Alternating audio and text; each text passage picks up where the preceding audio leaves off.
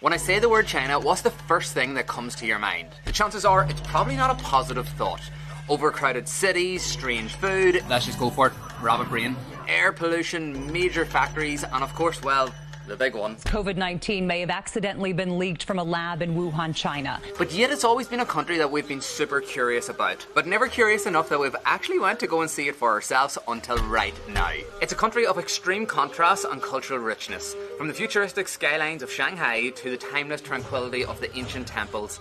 A country that we feel has been very misunderstood by a lot of the world, and until very recently, by us too. So we've just spent this past 15 days travelling throughout this mammoth country, seeing as much as possible in such a short space of time, and let me tell you this, China is not what we thought or expected.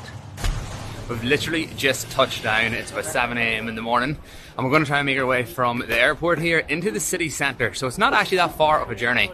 There's two airports here in Shanghai, but the one we're at is only about 13 or 14k out from the city centre, and we're going to attempt to use the metro to get in. We were reading online before coming the best ways to get into the city and the location we want to go to, and the metro seems to be one of the best ways, but I'm assuming it's going to be a wee bit more difficult than what we expected.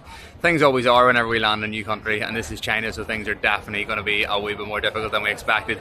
Let's try to figure out the metro system anyway. Success. Unbelievable. Yes, okay, so we have our hotel booked for Shanghai, so I had the address on my phone. I was able to suss out the closest metro station to the hotel, and we have just got ourselves 2 tickets from the airport straight there. It's the first thing we've bought in the country, and it only cost 8... What's the currency called here? Yuan. Yuan? Y-U-A-N. I'm gonna have to look that up. I know it's CNY is like their code for the currency here. Don't actually know what the name of it is, so I'm gonna look that up. But it only cost 8 for both of us, which I think is very good. For us, basically the currency here is like 10 times the amount of what it is for us back home, so that's Great British Pound Sterling, and I believe that's about 80 pence sterling for 2 rides in the metro for like a maybe 30-minute journey. Amazing. Okay, so I know that's only step 1, but that was way easier than we were expecting. When it came to the paying section, it actually brought up a QR code. So we did know about this before we came, and basically if you download an app called WeChat Pay, you link your bank account to this, and basically it makes traveling around China way easier. You can then pay for a lot of things cashless. So you just scan the QR code. You can do this for public transport, for restaurants, for food, for shops, for so many different places. You scan the QR code and then it comes straight out.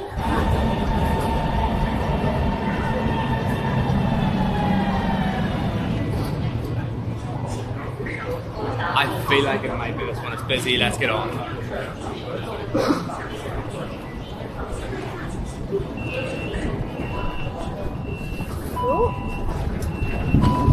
Oh my god. It's so quiet. And just like that, we have made it into the city. The metro was way easier than we thought it was going to be. Great job, really clean. People were actually pretty friendly as well. Yeah, well, Guy was talking to us in the metro and everything. Yeah, I didn't really know how people were going to be, to be honest with you, because we knew English wasn't spoken really at all here. But there's English in all of the signs in the metro. Didn't well, expect so that far, either. I thought it was only maybe going to be when we were at the airport, but it's carried through, so that's brilliant. And the sun is shining. It is warm, which I was a wee bit nervous about too, to be honest with you. I read up online before coming that at the minute it's meant to be a wee bit chilly here in China and in Shanghai specifically, but it is a beautiful, glorious day, and the it's place, still morning time, so it might get warmer. And the place looks beautiful. So clean, so many trees, so much colour going on. It's a lot calmer than I expected. It's really pretty. The buildings and everything are just really nice. It's like a cute area that we're in. But now that we're here, the first thing we need to do is go get these bags dropped off, try to check into our hotel, get some good Chinese grub.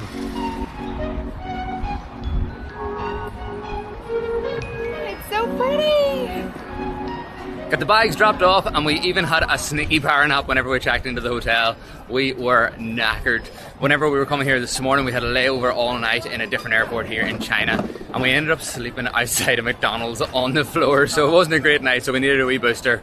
But we're back out at the moment, and it is actually warm, which is so nice. We have come to the Nanjing area, which is a huge big long high street, loads of big retailers, loads of wee traditional shops, different places doing food, which is exactly what I'm looking. But we're actually making our way down towards the Bund area, which is kind of the most iconic typical skyline image of Shanghai that you could possibly imagine. But check this place out. It is incredible behind us. It's so built up, so busy. Look, we're just walking into all of these huge big buildings as well. I think we are going to love it here in Shanghai. So when you are coming to China, if you don't already know it, a lot of the apps that you probably normally use, like Facebook, Instagram, Google Maps, your Gmails, you can't get access to here. So you need to get some alternative apps so you can go about your normal life as you do. So the first one we downloaded was WeChat. We told you about it earlier, where you can sort out all of your payment needs. Then if you want to get yourself around the city, you can download maps.com, because Google Maps doesn't work, unfortunately. The only downside is with it that we can't change it into English. It's completely in Mandarin. However, when we type into English, it translates and it gets us where we need to go. If you want to use the metro services, you can download Metro Man, and this covers all of the major cities here in China, which is great. If you want to get taxis, you can use Bibi app. And then finally, if you want to just be able to go about your normal life, you're really going to want a VPN, so that you can access Google, you can access your emails, you can access Instagram and everything like that. But it's hard to find a VPN that actually works inside China. So make sure to do your research. We had a VPN. It doesn't actually work in China. So we went out and downloaded a whole new one. So thankfully we're able to go on with our normal lives as we had planned.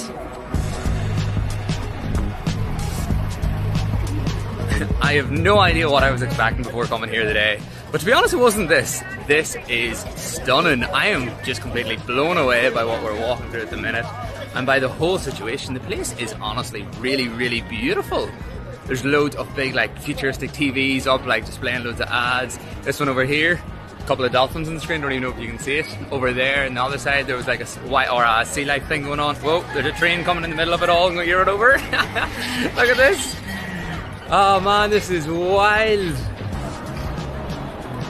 So we've just walked past the Shanghai Dungeons, and earlier we walked past Madame Tussauds, which I did not expect to see at all, but it's given me such like London, Oxford Street vibes, which I didn't expect to like feel a comparison there, but it has been really cool seeing that side of it.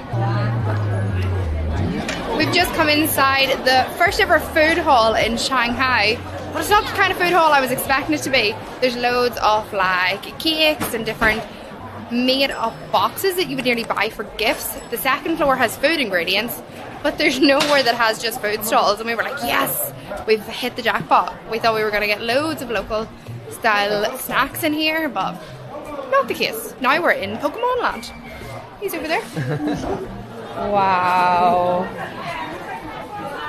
they look amazing. So and biscuits over here.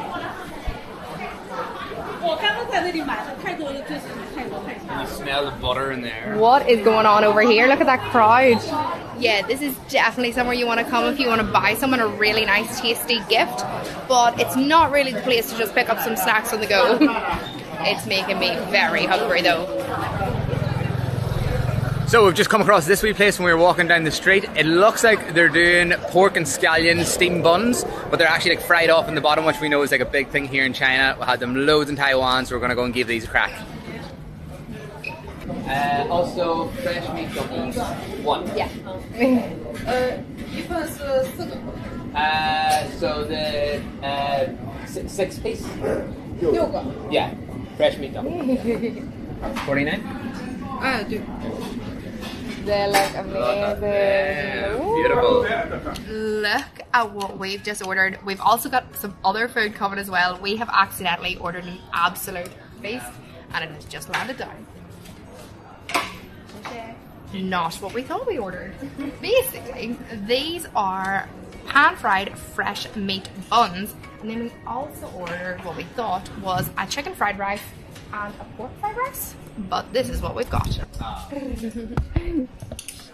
So we weren't too sure when we were ordering what we were actually getting. We were kind of just going for something that looked somewhat familiar. We're hungry, so we didn't want to go too adventurous. This is a Yangsheng fried rice.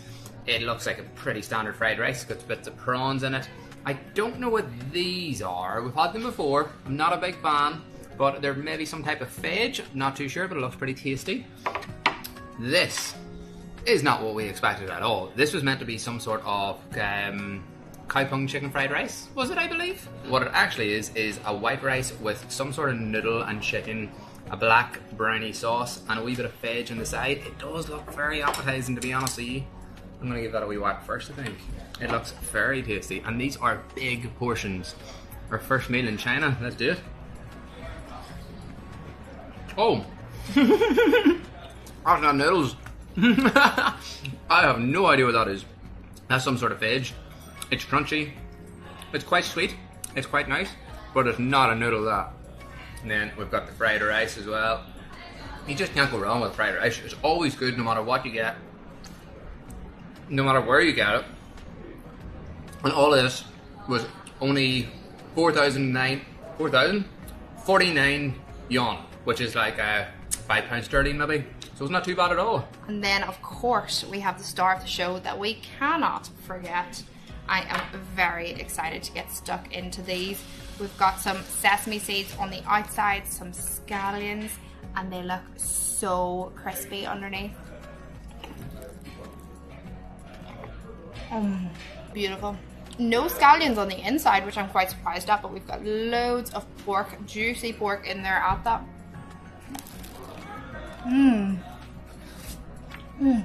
Them pork buns. Amazing. Oh my gosh.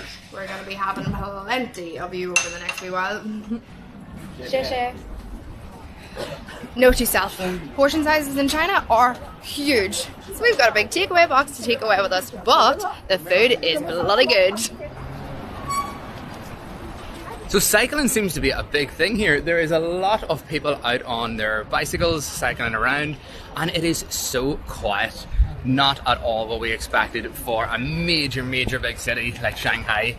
There is very little noise, like even from the cars and the bits of traffic that's going around.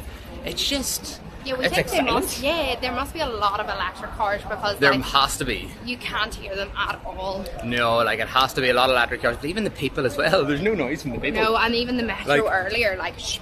Dead silence, no noise at all. It's like a really strange feeling because, like, as we said, like we thought Shanghai was busy, chaotic, like just rammed with people. It just hasn't been that. A lot of people, Not don't get me yet, wrong. it is day one. Not yet, yeah, it's day one. Alright, we're over near the Bund area now. It's literally just over to the side of us. And you can kind of see the very iconic skyline over in the distance here.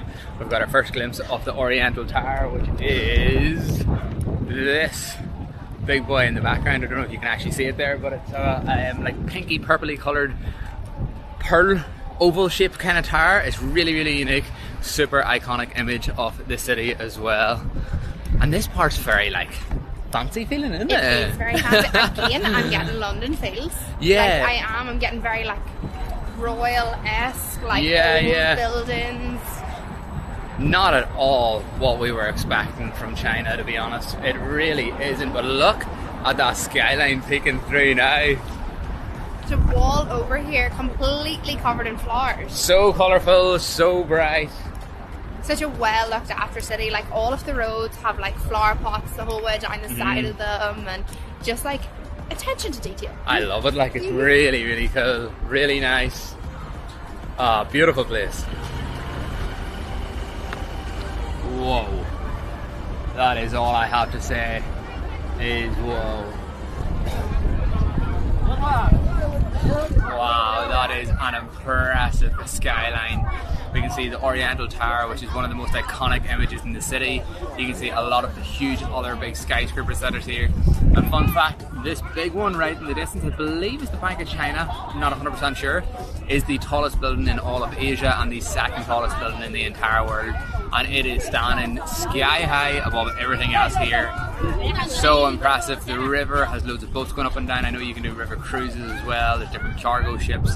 And this area is so busy. It's a beautiful big long promenade with people just absolutely covering it. It is close to sunset time as well, so I'm going to assume that's why there's a lot of people here, because it's recommended to come and check this area out during the day to get the view of the city skyline, and then to come back in the evening time to watch it all come to life with the lights coming on. So I think that's what we're going to do this evening, is try to watch it come to life. Wow. At 6 o'clock on the button, all of the lights have just come on. You can see the whole way behind me in the skyline here, all of the towers and the buildings have completely lit up. And down by the bund where we had actually started walking along this promenade, every building individually lit up just one after each other like that, and it was very, very cool to see. We've just been walking up and down here because it is just beautiful. Honestly, like, just like looking at that backdrop behind me here, I actually can't believe that we're here.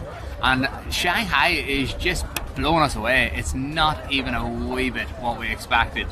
Honestly, we just thought coming to China was going to be a sensory overload. We thought it was going to be crazy with people just pushing and shoving. We didn't really know how people were going to be because we haven't had a lot of very positive interactions with Chinese people in the past. But we're here and everything seems to be the complete opposite of what we expected. People seem to be very friendly. Quite a few people have come up to us since we've been walking up and down here. They seem to be lovely. The food, obviously, that was amazing that we had earlier. The place in general is stunningly beautiful. There is a great atmosphere going on as well. And it seems like a very happy place. People here are happy. And to be honest with you, it's actually a lot like clear air as well. I expected it to be quite polluted in a sense, because like you think like a big main city in China there, it's not going to be very, very good. It is obviously very grey and kind of whitey skies. The skies aren't lovely blue skies, but apart from that, like, you know, it's just a surreal experience. So I'm not sure what the building is across the way, but it literally looks like a massive disco ball now that it's all lit up. It looks like an absolute party, and I want to go and investigate it closer. But I don't know if I have the energy to do that tonight, so maybe one of the other days that we're here in Shanghai, I'll figure out what it actually is. And we are actually going to head over there, maybe even tomorrow. That's the financial and the business hub here in Shanghai, is the far side of the water over here. And I want to go check it out for myself. It's meant to be very Singapore kind of esque, and I really love Singapore, so I want to go and actually see that as well. Plus, I was wrong earlier on. I told you that this big building here was the Bank of China. It's not at all. It's the Shanghai Tower. I was just looking up like a skyline image online of the name of all the different buildings.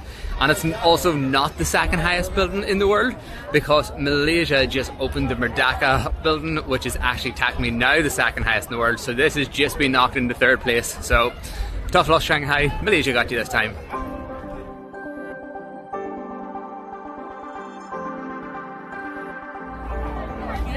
I'm not gonna lie, I wasn't too sure about coming to China. I was feeling very uncertain about it, didn't know what to expect. But from our first day here, Shanghai has been a very pleasant surprise.